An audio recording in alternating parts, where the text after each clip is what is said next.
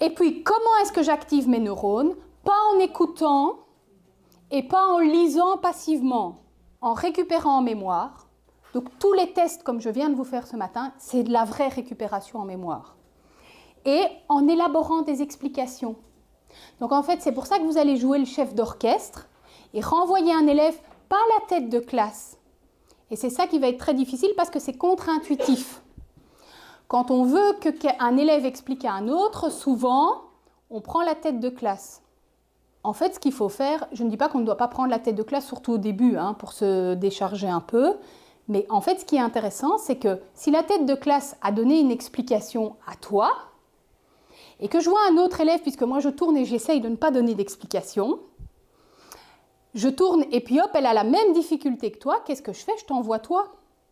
Pour voir. Mais systématiquement, alors la première fois tu vas être comme ça, mais en fait ils apprennent à réexpliquer. Et en réexpliquant, on active ces neurones. Et donc c'est contre-intuitif parce qu'on se dit ils vont mal expliquer, etc. Mais justement, s'ils expliquent mal, ils vont se rendre compte qu'en fait ils ne le maîtrisent pas et donc ils vont revenir vers le premier, etc. Et en fait, vous leur permettez de se rendre conscience de leur niveau de maîtrise.